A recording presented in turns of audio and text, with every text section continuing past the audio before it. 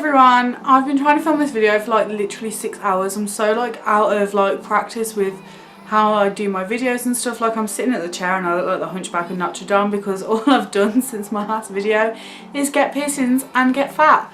So I thought I would talk about my piercings in this video, and then maybe another day we'll address the slight issue of putting on 2 stone since I moved away to uni.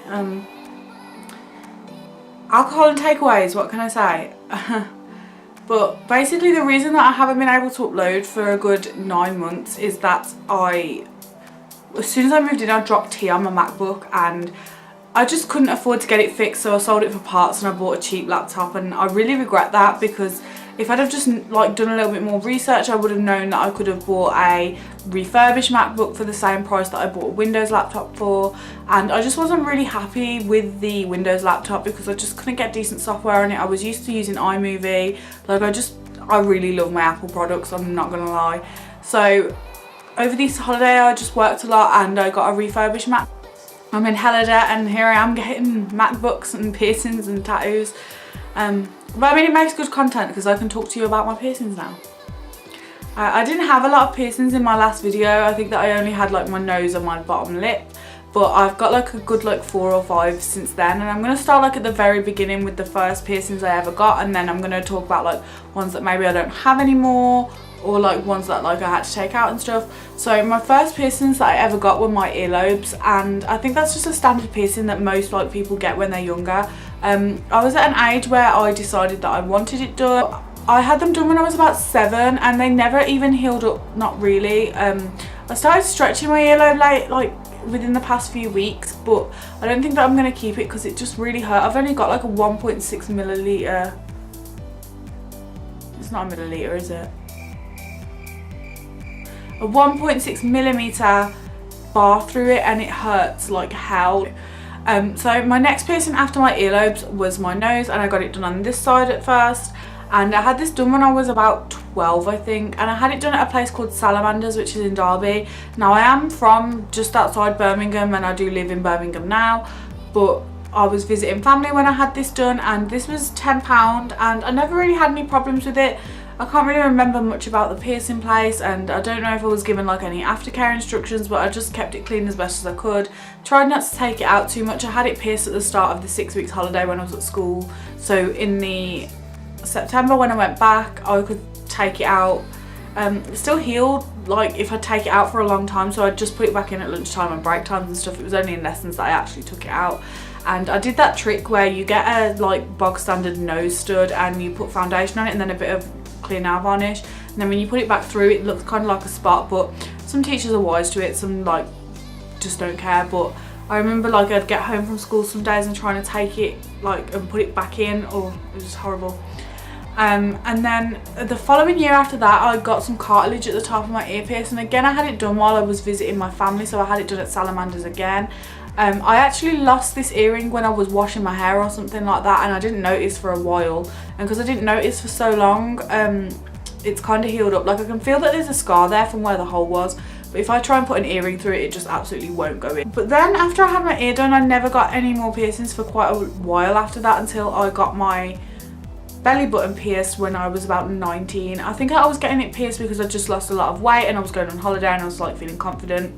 Previous to that, and even now, like no one would see my belly button, so it doesn't matter like that I don't have it done. But I got it pierced, and I got it pierced at a place called Dragon Tattoo, which is on the high street of where I live, which is Crowley Heath, so I'll put their link in the description bar as well. And I don't remember the piercer asking me if I wanted the top or the bottom of my belly button pierced. I just know that they did it at the top, and I'm pretty sure that like when most people have their belly button pierced, they have it at the bottom because there's more like flesh there that can hold it in, whereas having it done at the top, it was getting caught on my trousers, and after a few months it just completely forced its way like straight through my skin. So at the top of my belly button I do still have a scar where the piercing was. I think that I would get my belly button pierced again, but like I said, I'd have it done at the bottom because it just doesn't seem like the most practical thing to do to have it done at the top. And then about a year after that I started to get more piercings in my face, so I got my vertical LABRET pierced, and I got this done at a place called Ink Spot, and they're really like, a lot of people recommended this place to me. I didn't really have any problems with it, but I remember it was like £25 for the piercing, and I think that like it annoyed me a little bit because I messaged them and they told me that it was going to be £20, and then when I got there they said it was 25, and I was just like, okay. And then I had to like sign a thing because apparently like there's some nerve endings in your lips that if they go through it, it can like cause some damage or something, like it can paralyse your bottom lip. But I think there's a lot of piercings that you can get that have that risk. Like I know that there's a risk with cheek piercings that you can get like the main artery or something, and it's definitely similar with the tongue. But I think just as long as you're going to someone who's very well trained, like you'll be okay. Like if your piercing gets infected, 9 times out of 10 it's not going to be down to the person that pierced it, it's going to be because you didn't look after it properly. And that's been one thing that I've always tried to do, is like make sure that I look after them, with the exception of when I had my septum pierced, but I'll talk about that in a minute. My piercing that I got after this one was about a year later, and I got my Medusa pierced. And basically like I did like the classic girl thing when you break up with someone, where you like change your hair colour and you get a new style and you get a whole new wardrobe. And I was on holiday and I just wanted a new piercing. And when you're like in places like Magaluf or Ibiza, when you're walking down the strip, like all these like people will come over to you to try and get you to get tattoos. And I think I wanted a tattoo, but I didn't know what I wanted, and I wanted to make sure that when I got a tattoo it was something that I definitely wanted and I was sure about. So I got my Medusa Pierce at a place called Mystic Ink in Mallorca, and that was €25 I think. And I didn't really like have any experience with it because it was such a busy thing. Like it was right on the beach in Mallorca. You just go in, pay, get it pierced and come straight back out. Like there's no like no one consults with you or anything. Like it was just in and out situation. And then this was when I started to really like get the itch for facial piercings, so I started to get a few more. And then about a month later, maybe a little bit more after getting my Medusa pierced, I wanted to get my septum pierced. And I went back to Ink Spot, which is where I had my vertical LABRET done, and I had a bit of a weird experience at Ink Spot. I wanted it pierced with a horseshoe, but he did it with a bar, and because it was such a short bar, he couldn't get the ball on. He was holding it with the clamp and trying to get the ball on, and it was like really stressing me out because he just like put this, like it's such a sensitive place as well. Like this is the most painful piercing I ever had, and I just wish that like I'd had it done with a horseshoe. I did say that that's what I wanted it pierced with, but he did it with a bar, and because of that, like he was like holding it for ages trying to get the ball on. Eventually when he got the ball on, it was fine, and it was £25, which I think is about the going rate for a septum piercing. I'm not sure, but because I was so unhappy with having a bar in it, I wanted a horseshoe. I wanted to be able to see it.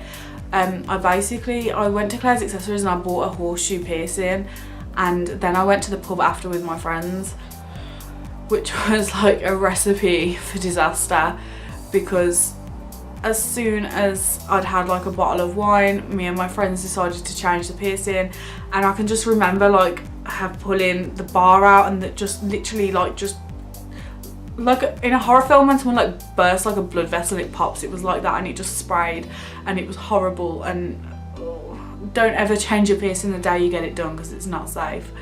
But yeah, I changed it to my horseshoe and I was much happier with it. Now when I have to like have it for work, I take it out and put a small bar through it, because even after like a few hours, like it will start to like heal a little bit, and I really have to like pop it to get it through, which isn't like my nose piercing. That like the hole became healed pretty quickly, like into like a hole where it would stay like that. But with my septum, it's just not been as supple. I've had to really push it through each time. So when I moved into the city centre, I started like knowing more about the Oasis market, which is like basically like if you're like quite alternative in the way that you dress and the music that you listen to, you can get like a lot of clothing there, and they do like piercings and there's tattoo places. And I heard about Dolly Rocker's piercing because I saw a few people at the club that I usually go to on a Saturday had cheek piercings, and I just thought they looked really, really nice. So I went to Dolly Rocker's, and it's £30 for one or £50 for two, and I don't understand why anyone would get just one, but I obviously paid £50 for the two, and I was really, really happy with like how they did it. Like they made me feel really comfortable, because the one thing that I was worried about was that if I have one done and then I've got to go through the pain of the other and it was absolutely unbearable, then I would absolutely not be able to deal with it. but I can't speak for anyone else that has had a cheek piercing, but I can say, like, hand on heart, my cheek piercings did not hurt. People come up to me all the time and say, like, oh, that must have hurt, and I'm like, it actually didn't. Afterwards, it was a little bit of a nightmare. Like, it was hard to heal. So first of all, healing piercings when you smoke is bad for you anyway, but if you have piercings in your mouth, smoking can hinder the healing process, so I think that's why it took me a little bit longer to heal it. And as well, like, it's such a thick, like, area of skin. For a long time it was like oozing like green stuff, and it was swollen for a long time. I actually waited about 2 months to get my bars changed, and they recommend like 6 weeks, but I just was still swelling, so I thought I'd leave it a little bit. They're basically just tongue bars, like, that I've got, like, it's your bar and then a ball on each end, because I don't think they make like flat back bars long enough. But it's really annoying because sometimes, like, when I had my longer ones in before, I'd bite on them when I eat and the ball would come off, and like, it's just really annoying. So it's a lot better that these are like tighter now, because I don't pull on them on the inside of my mouth when I eat. But I'm really happy with them and I love them, and a lot of people think they're gross, but I really like them.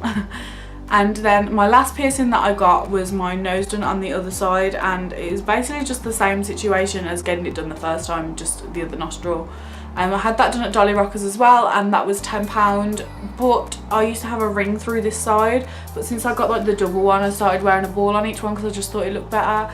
And yeah, they're all my piercings, and if you have any questions about them, or if you want to get anything done that I've got and you're like querying anything, just drop me a message and I'll get back to you. But yeah, thanks for watching, and please like and subscribe. My social media is in the description bar below, as well as links to the places of the tattoo artists and piercers that I mentioned. They're mainly done at tattoo shops, so you know, you can check them out on Facebook and see their work as well. So yeah, I'll see you in my next one. Bye!